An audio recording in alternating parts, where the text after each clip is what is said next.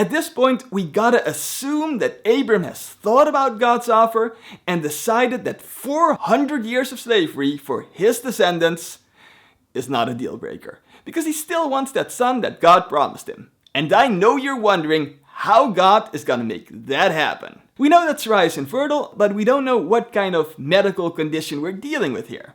However, God is a skilled surgeon who can turn a male rib into an adult woman, so surely he can make Sarai fertile. But does he do that? Nope, he does not. He actually decides to just do absolutely nothing at all. He's like, Abram, your dick works, you guys figure it out on your own. And it's at this moment that Sarai, of all people, puts forward an unusual suggestion. She has an Egyptian slave, also known as a handmaid, and she says, hey Abram, why don't you fuck my handmaid and have a kid with her? I'll just raise the kid as my own. And Abram says, sure, works for me. The slave's name is Hagar, and interestingly, we don't get her opinion on the matter. Like it's nothing, Sarai gives Hagar to Abram so he can have sex with her.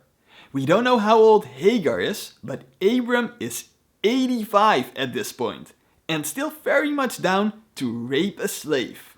So before you know it, Hagar is pregnant. Now, understandably, Hagar is not Sarai's biggest fan.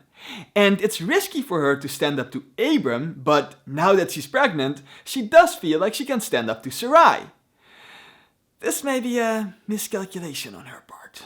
Because Sarai basically thinks, hey, just because I gave you to my husband to be raped doesn't mean you can just disrespect me. Who do you think you are, slave? And she goes to Abram to complain about her. Now, Abram, ever the gentleman, says to Sarai, look, she's your slave. If you want to punish her, go for it. And go for it she does. We don't know what Sarai unleashes on this poor woman, but we do know that it's so cruel that Hagar actually makes an escape attempt.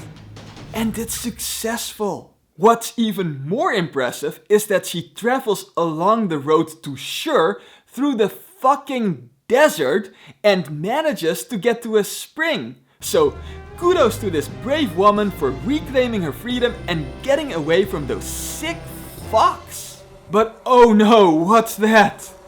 It's an angel on slave patrol. I shit you not, this woman got enslaved, raped, impregnated by her slave master, and then abused some more until she finally escaped. She made it all the way to a spring in the middle of the fucking desert where an actual angel finds her, and the angel literally says to her, go back to Sarai and be her slave. Unbelievable! Now, I guess in an attempt to motivate her, the angel says that she's gonna give birth to a son and have countless descendants. And just to make things easier, God already picked out a name for the baby, Ishmael. This name means God hears, and God chose it because he has heard Hagar's cries of distress. Think about this for a second. You're enslaved, raped, all of that. Instead of siding with you, God sides with your abusers. And then he tells you to name your son God hears, as a constant reminder that he did actually hear your cries of distress. He just chose not to help you. Can you think of anything more cruel? The angel proceeds to tell her that Ishmael is gonna live like a wild donkey. He's gonna be against everyone, and everyone will be against him. Is that how wild donkeys live? I don't think this angel is a zoologist. Oh, and Ishmael will also live apart from all of his relatives, or at least his brothers, which he will apparently get.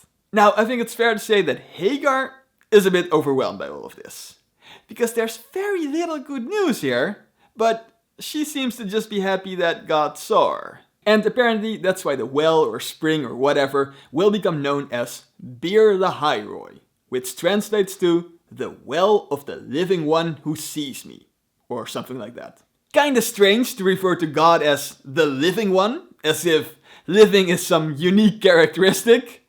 But hey, what do I know? I guess Hagar obeys the angel and returns to Abram and Sarai, because Abram is around when she gives birth.